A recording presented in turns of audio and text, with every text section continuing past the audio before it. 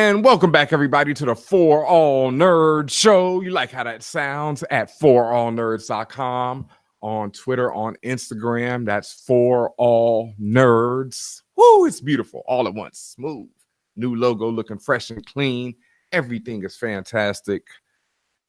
Man, but folks, we took a week off last week. Things have been, just so, throughout the Fan Bros world, the For All Nerds world, everything, has not been as fantastic as we would like.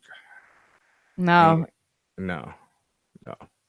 It feels weird saying this because despite everything I went through emotionally, I still don't feel like it's happened. I feel like I can turn around and talk to her right now. But not recently. I'll just say recently because I don't know when you guys are going to be listening to this. But recently, earlier this month of August 2018, one of our very close friends and team members, host of the Outlaw Bars show, Mia Stewart, known as Deadly Diva, actually passed away from cancer. It has been something that she has been fighting since the beginning of the year when she was diagnosed. I actually found out later when she was diagnosed with stage 4. So it was already well far along. And even though when it happened, when she shared it with us, she shared it with us almost like it was just another thing. Like you were sharing a grocery list with somebody. She was like, oh yeah, and by the way, not a big deal. But that's always been Diva's way. Diva has had the most humanitarian type of heart I ever known. She has always put everyone above herself. She has always been the type of person to give you her entire heart, her entire attention, and make you feel needed. So I could go on and on. Like Tatiana was talking about, like I just remember, every year we would meet up at New York Comic Con because she would always be there, always part of the team. She's the head of the Outlaw Bars podcast, which to me was one of the dopest ideas ever to have 3 Black women talking about anime. That was just like the illest idea to me because that's such next level thinking. Anime is so dominated by other people, and to have 3 Black women on one show just unapologetic talking about anime and how much they loved it and stuff. She put me on to so much different things. Diva to me was just like, I don't even call her Mia. I always call her Diva, just for the respect that she deserves, because she just did everything for us. She was so giving. And then one of the favorite things about her was how she would just check me without even thinking twice about it. There was just, if she ever saw me wilding on Twitter or whatever, she'd be like, Ben, what are you doing?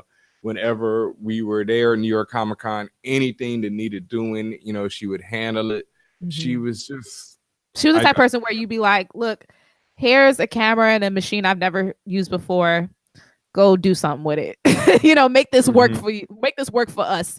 You give her something, she'd be like, oh, okay, fix it. I'll figure it out. And she would always figure it out. Like it's usually tough for me to let people just take over. Oh, they don't know what they're doing, or I'm gonna have to babysit them. She was never like that. I was always like, look, man, I don't even know how to do this, Diva, but this is what's gotta be done. And she said, okay, cool. And that was with everything. And one thing a lot of people, besides what Ben mentioned of her, being in the forefront of this podcast and bringing 2 new members into our fold. Shouts to Chopay and Tam, Simply Chopay and Bruja Bansan. She was incredibly smart, like beyond, like y'all don't notice. I don't even know if you do this, Ben, but she spoke 7 languages. Wow.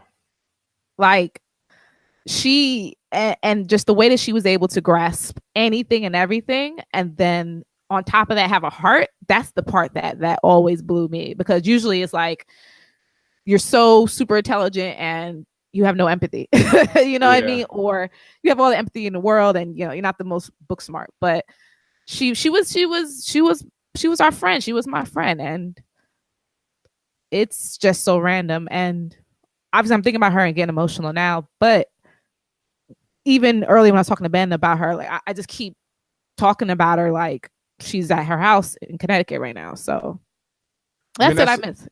Yeah.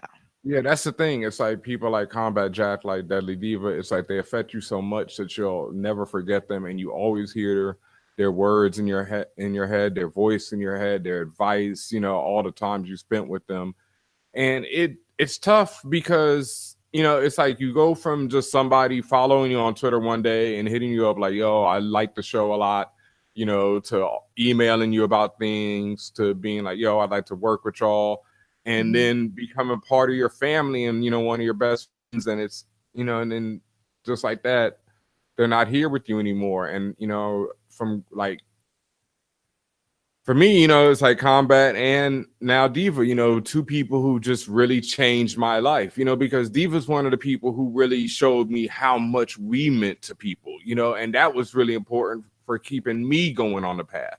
Because it'd be like, I would want to quit doing the show, or I'd be stressed over the show.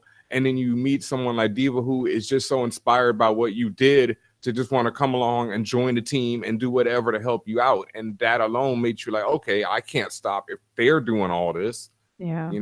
It's like, she's somebody that never complained, even through her treatments. And we would, like I've told you, it wasn't every day we were talking about her treatments, but we talked about it regularly and how she was doing. She was sending me pictures when she was in the hospital and whatever she was doing with her life at that day or that week or whatever. But she's always did what she had to do, regardless of what she was going through.